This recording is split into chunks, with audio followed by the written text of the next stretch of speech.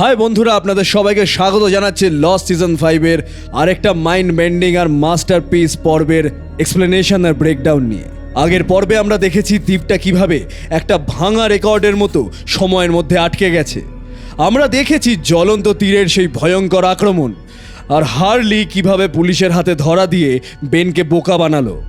আজ আমরা 1954 সালের সেই দ্বীপে পৌঁছবো, যেখানে লুকিয়ে আছে একটা আস্ত পারমাণবিক বোমা বা হাইড্রোজেন বম। আমরা দেখব রিচার্ড আলপার্টের অতীত এবং এমন এক চরিত্রের ইয়াং ভার্সন যা দেখে আপনাদের চোখ কপালে উঠে যাবে। অন্যদিকে দ্বীপের বাইরে ডেসমন্ড হিউম ড্যানিয়েল ফ্যারাডের মায়ের খোঁজে এমন কিছু হিডেন ডিটেলস আবিষ্কার করবে যা পুরো স্টোরি লাইনকে সম্পূর্ণ ঘুরিয়ে দেবে। এছাড়া দেখব ইমোশন এবং সাইকোলজিক্যাল থ্রিলারের একটা পারফেক্ট ব্লেন্ডিং। একদিকে আমাদের টাইম স্কিপিং সার্ভাইভাররা এমন এক অদ্ভুত বিপদে পড়বে যার উত্তর লস্টের শেষ সিজনে গিয়ে আমরা পাবো। অন্যদিকে একটা মৃত চরিত্র মায়াবীভাবে ফিরে আসবে। আর পর্বের একদম শেষে আমরা দেখব ওশানিক 6কে দ্বীপে ফেরানোর জন্য বেন লিনাস এমন এক নোংরা এবং মাইন্ড ব্লোয়িং টুইস্ট তৈরি করেছে যা জানার পর আপনারা জাস্ট স্তব্ধ হয়ে যাবেন। যারা স্টোরি টেলিং টিপ, থিওরি এবং হিডেন ডিটেলস ভালোবাসেন তাদের জন্য আজকের এই ফুল ব্রেকডাউন একটা ভিজুয়াল ট্রিট হতে চলেছে। তো বন্ধুরা, হেডফোনটা ঠিক করে লাগিয়ে নিন আর ইউটিউব অ্যালগরিদমকে বুস্ট করার জন্য এক্ষুনি একটা লাইক দিয়ে দিন। আর চলুন শুরু করা যাক লস্ট সিজন 5 এর এই অসাধারণ পর্বের এক্সপ্লেনেশন। এই পর্বের শুরুতেই আমরা চলে যাই 2007-এর বাস্তব পৃথিবীতে।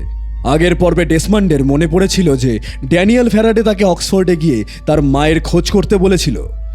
পেনিকে নিয়ে ডেসমন্ড সোজা অক্সফোর্ড ইউনিভার্সিটিতে পৌঁছয়, কিন্তু সেখানে গিয়ে সে একটা ভয়ঙ্কর কভার আপ আবিষ্কার করে। অক্সফোর্ডের রেকর্ড বুকে ড্যানিয়েল ফ্যারাডে বলে কারো কোনো অস্তিত্ব নেই। ইউনিভার্সিটির ডিন ডেসমন্ডকে জানায় যে ফ্যারাডে নামের কেউ কখনো এখানে কাজ করেনি। কিন্তু ডেসমন্ড তো সহজে ছাড়ার পাত্র নয়। সে জোর করে ফ্যারাডের পুরনো ল্যাবে ঢোকে এবং কিছু কাগজপত্র খুঁজে পায়। সেখানে টেরেসা স্পেন্সার নামের এক মহিলার নাম লেখা ছিল। ডেসমন্ড টেরেসার বাড়ি যায়, আর সেখানে সে যা দেখে তা টাইম ট্রাভেলের সবচেয়ে ভয়ঙ্কর আর ডার্ক সাইডটা আমাদের সামনে তুলে ধরে। এর পরের সিনে আমরা দেখতে পাই টেরেসা স্পেন্সার বিছানায় শুয়ে আছে। সে শারীরিকভাবে পঙ্গু এবং তার ব্রেন পুরোপুরি ড্যামেজ। টেরেসার নার্স ডেসমন্ডকে জানায় যে ড্যানিয়েল ফ্যারাডে টেরেসার ওপর টাইম ট্রাভেলের এক্সপেরিমেন্ট করেছিল, আর তার ফলে টেরেসার চেতনা এখন সময়ের মধ্যে আটকে গেছে। তার শরীরটা বর্তমান যুগে থাকলেও তার মনটা এখন অতীতে ঘুরে বেড়াচ্ছে, ঠিক যেমনটা মিনকভস্কির সাথে মালবাহী জাহাজে হয়েছিল। এই দৃশ্যটা আমাদের বুঝিয়ে দেয় যে ড্যানিয়েল ফ্যারাডের অতীতটা কতটা ডার্ক এবং ট্র্যাজিক। এবার চলুন ফিরে আসি আমাদের টাইম স্কিপিং দ্বীপে।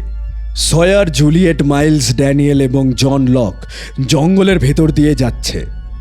জ্বলন্ত তীরের আক্রমণের পর তারা একে অপরকে খুঁজে পেয়েছে, কিন্তু হঠাৎ করে জঙ্গল থেকে একদল লোক তাদের ঘিরে ধরে এবং বন্দি করে ফেলে। এরা কে জানেন? এরা হলো 1954 সালের দি আদার্স। এই আদার্সদের দলে একটা অত্যন্ত রাগী এবং অ্যাগ্রেসিভ যুবক আছে। সে সয়ারকে মিলিটারির গুপ্তচর ভেবে জেরা করতে শুরু করে। যুবকটি এতটাই উগ্র যে সে সয়ারের হাত কেটে ফেলারও হুমকি দেয়। লোকটি কে সেটা আমরা এই পর্বের পরের দিকে জানতে পারবো, কিন্তু তার আগে আদার্সরা জুলিয়েটদের তাদের ক্যাম্পে নিয়ে যায়, যেখানে রিচার্ড আলপার্ট উপস্থিত আছে। হ্যাঁ বন্ধুরা, 1954 সালে রিচার্ড আলপার্ট। আপনারা তো জানেনই রিচার্ডের বয়স বাড়ে না। 2004 সালেও সে যেমন ছিল 1954 সালেও ঠিক তেমনই দেখতে। এর পরের সিনে আমরা দেখতে পারি ড্যানিয়েল ফ্যারাডে রিচার্ড আলপার্টকে বোঝানোর চেষ্টা করে যে তারা ইউএস মিলিটারির লোক নয়, তারা ভবিষ্যৎ থেকে এসেছে। ফ্যারাডে রিচার্ডকে বলে, তোমাদের দ্বীপে যে হাইড্রোজেন বোমাটা আছে সেটা থেকে রেডিয়েশন বা তেজস্ক্রিয়তা ছড়াচ্ছে। আমি ওই বোমাটাকে নিষ্ক্রিয় করতে পারি। রিচার্ড ফ্যারাডেকে বিশ্বাস করে এবং তাকে জঙ্গলের গভীরে একটা বিশাল ভয়ঙ্কর বোমার কাছে নিয়ে যায়। 1954 সালে আমেরিকান মিলিটারি এই দ্বীপে পারমাণবিক পরীক্ষা করতে এসেছিল, কিন্তু আদার্সরা মিলিটারির সবাইকে খুন করে এবং ওই বোমাটা দখল করে নেয়। ফ্যারাডে বোমার কাছে গিয়ে দেখে বোমার খোলস ফেটে গেছে এবং ভেতর থেকে রেডিয়েশন লিক করছে। ফ্যারাডে রিচার্ডকে বলে, এই বোমাটা যদি ফাটে তবে এই দ্বীপের একজন মানুষও বাঁচবে না। এই বোমাটাকে মাটির অনেক নিচে কংক্রিট দিয়ে পুঁতে ফেলতে হবে। বন্ধুরা, এই জাগহেড বোমাটাই হলো লস্টের সিজন 5 এর সবচেয়ে বড় মিস্ট্রি। এই বোমাটা কি সত্যিই ফাটবে, নাকি ড্যানিয়েল এটাকে পুঁতে ফেলার যে আইডিয়াটা দিয়েছিল সেটাই ভবিষ্যতে সোয়ান হ্যাচের নিচে সে প্রবল ইলেকট্রোম্যাগনেটিক শক্তির কারণ হয়ে দাঁড়াবে? এর উত্তর আমরা পাবো সিজন ফিনালেতে। এর পরের সিনে আমরা দেখতে পারি জন লক রিচার্ড আলবার্টের সাথে দেখা করার জন্য আদার্সের ক্যাম্পে প্রবেশ করে। লক রিচার্ডের সামনে গিয়ে সেই কম্পাসটা বাড়িয়ে দেয় যেটা 2004 সালের রিচার্ড লককে দিয়েছিল। লক খুব শান্তভাবে রিচার্ডকে বলে, তুমি আমাকে এই কম্পাসটা দিয়েছিলে, আমি তোমাদের লিডার জেকবের তরফ থেকে এসেছি। এরপর আমরা দেখি রিচার্ড কনফিউজড হয়ে যায়। সে বলে, আমি তোমাকে চিনি না, আর জেকবের সাথে কথা বলার অধিকার শুধু আমার আছে। লক তখন একটা বিশাল বড় ট্রুথ বম্ব ফাটায়। সে বলে, আমি ভবিষ্যৎ থেকে এসেছি, তুমি যদি আমার কথা বিশ্বাস না করো তবে 1956 সালে ক্যালিফোর্নিয়ায় গিয়ে দেখো, ওই বছর আমার জন্ম হবে, তুমি নিজে গিয়েই চেক করে নিও। বন্ধুরা, আমরা সিজন 4-এ দেখেছিলাম 1956 সালে লকের জন্মের সময় হাসপাতালে উপস্থিত ছিল রিচার্ড। আজ আমরা জানতে পারলাম রিচার্ড সেখানে কেন গিয়েছিল। লক নিজেই 1954 সালে এসে রিচার্ডকে এই ইনফরমেশনটা দিয়েছিল, আর এটাই হলো পারফেক্ট বুটস্ট্র্যাপ প্যারাডক্স। রাইটারদের এই জিনিয়াস ফোরশ্যাডোয়িং সত্যিই মাস্টারপিস। এর পরের সিনে আমরা দেখি রিচার্ডের সাথে কথা বলার পর লক যখন ক্যাম্প থেকে বেরোচ্ছে, তখন সেই রাগী যুবকটি যে সয়ারকে ভয় দেখিয়েছিল সে লকের রাস্তা আটকায়। সে লকের উদ্দেশ্যে বন্দুক তাক করে বলে, আমি তোমাদের সবাইকে মেরে ফেলবো। লক খুব শান্তভাবে সেই যুবকের চোখের দিকে তাকায় এবং বলে, তোমার নাম কি? যুবকটির রাগে ফুঁসতে ফুঁসতে বলে, চার্লস উইডমোর। বন্ধুরা, ওই রাগী যুবকটা আর কেউ নয়, সে হলো ইয়াং চার্লস উইডমোর, যে ভবিষ্যতে বেনের শত্রু হবে, পেনির বাবা হবে এবং দ্বীপটাকে দখল করার জন্য জাহাজ পাঠাবে। 1954 সালে চার্লস উইডমোর দি আদার্সের একজন সাধারণ সদস্য ছিল মাত্র। ঠিক এই মুহূর্তে দ্বীপে আবার একটা টাইম ফ্ল্যাশ হয় এবং লক সয়াররা অন্য যুগে ছিটকে চলে যায়। এর পরের সিনে আমরা চলে যাই 2007 সালের বাস্তব পৃথিবীতে। ডেসমন্ড টেরেসার চিকিৎসার খরচের কাগজপত্রে চার্লস উইডমোরের সই দেখতে পায়। ডেসমন্ড বুঝতে পারে উইডমোর ফ্যারাডেকে স্পন্সর করছিল। ডেসমন্ড সোজা চার্লস উইডমোরের অফিসে গিয়ে হাজির হয়। ডেসমন্ড উইডমোরের মুখোমুখি হয়ে দাঁড়িয়ে বলে, আমি জানি আপনি ড্যানিয়েল ফ্যারাডেকে চেনেন, আমাকে বলুন ফ্যারাডের মা কোথায়? উইডমোর একটা ঠিকানা লিখে ডেসমন্ডের হাতে দেয়। তারপর উইডমোর ডেসমন্ডকে একটা অদ্ভুত ওয়ার্নিং দেয়। সে বলে, আমি তোমাকে ঠিকানাটা দিচ্ছি, কিন্তু তুমি এই সব ঝামেলা থেকে দূরে থাকো। পেনিকে নিয়ে তুমি লুকিয়ে পড়ো, কারণ দ্বীপের ব্যাপারটা নিয়ে ঘাটাঘাটি করলে তুমি পেনিকে চিরকালের মতো হারাবে। ডেসমন্ড তখন ঠিকানাটা নিয়ে বেরিয়ে আসে। এরপর আমরা দেখতে পাই ঠিকানার কাগজটায় লেখা ছিল লস অ্যাঞ্জেলেস। এর পরের সিনে আমরা ফিরে যাই টাইম স্কিপিং দ্বীপে। Swear, Juliet, Miles, Daniel farad এবং শার্লট জঙ্গলের ভেতর দিয়ে হাঁটছে। ড্যানিয়েল খেয়াল করে শার্লটের নাক দিয়ে আবার রক্ত পড়ছে এবং সে বারবার অজ্ঞান হয়ে যাচ্ছে। হঠাৎ সয়ার জঙ্গলের একটু দূর থেকে একটা কান্নার আওয়াজ শুনতে পায়। একটা শিশুর কান্না আর একজন মহিলার গোগানির শব্দ। সয়ার সাবধানে পাতার আড়াল থেকে উকি মারে, আর সে যা দেখে তা তার চোখ ভিজিয়ে দেয়। সে দেখতে পায় সিজন 1-এর সেই দৃশ্যটা, যেখানে ক্লেয়ার জঙ্গলের ভেতর অ্যারনকে জন্ম দিচ্ছিল আর কেট অস্টেন তাকে সাহায্য করছিল। সয়ার নিজের চোখের সামনে কেটকে দেখতে পাচ্ছে, যে কেটকে সে ভালোবাসে, যে কেট তাকে ছেড়ে সভ্য জগতে চলে গেছে। সয়ার আনমনে কেটের দিকে এক পা এগিয়ে যায়। জুলিয়েট পেছন থেকে সয়ারকে আটকে ধরে। ড্যানিয়েল ফ্যারাডে ফিসফিস করে বলে, যেও না, তুমি অতীত বদলাতে পারবে না, ওরা তোমাকে দেখতে পাবে না। বন্ধুরা, এই দৃশ্যটা লস্টের অন্যতম সেরা ইমোশনাল দৃশ্য। সয়ারের চোখের ওই শূন্যতা, সে তার ভালোবাসার মানুষকে জাস্ট কয়েক হাত দূরে দেখতে পাচ্ছে, কিন্তু তাকে ছুঁতে পারছে না, কারণ তারা এক জায়গায় থাকলেও সময়ের ভিন্ন ডাইমেনশনে আটকে আছে। এর পরের সিনে আবার একটা টাইম ফ্ল্যাশ হয়। সয়াররা সমুদ্র সৈকতে এসে পৌঁছয়। সেখানে দেখে ধার্মা ইনিশিয়েটিভের কিছু পুরনো জিনিসপত্র আর দুটো ছোট্ট আউটরিগার বা কেন নৌকা রাখা আছে। বন্ধুরা, এখানে একটা বিশাল ইস্টার এগ আছে। নৌকার ভেতর একটা জালের বোতল পাওয়া যায়, যার গায়ে লেখা ছিল আজিরা এয়ারওয়েজ। এই নামটা ভালো করে মাথায় ঢুকিয়ে নিন, কারণ সিজন 5-এর আগামী পর্বগুলোতে এই নামটা পুরো গেম চেঞ্জ করে দেবে। এরপর আমরা দেখতে পাই সয়াররা একটা নৌকা নিয়ে সমুদ্রের তীর ধরে এগোতে শুরু করে, আর ঠিক তখন পেছন থেকে আরেকটা আউটরিগার নৌকা তাদের ফলো করতে শুরু করে। পেছনের নৌকায় থাকা অচেনা লোকগুলো হঠাৎ করে সয়ারদের লক্ষ্য করে স্নাইপার ফায়ার শুরু করে। বুম!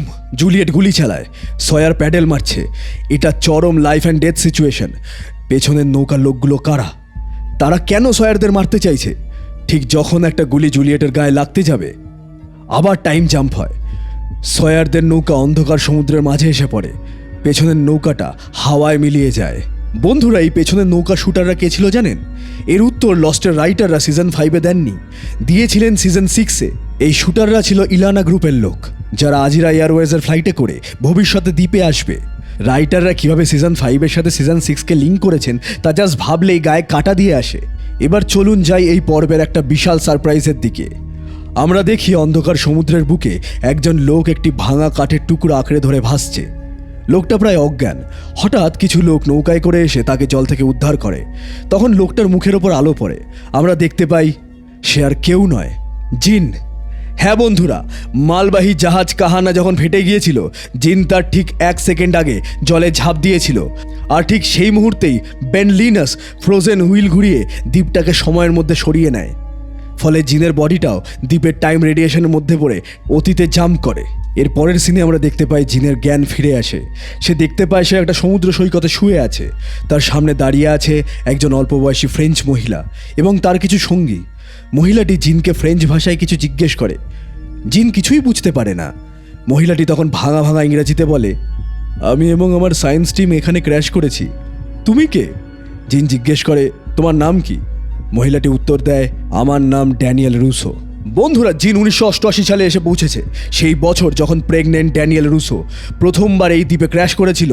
জিন এখন লস্টের ইতিহাসের অন্যতম ডার্ক একটা চ্যাপ্টারের সাক্ষী হতে চলেছে।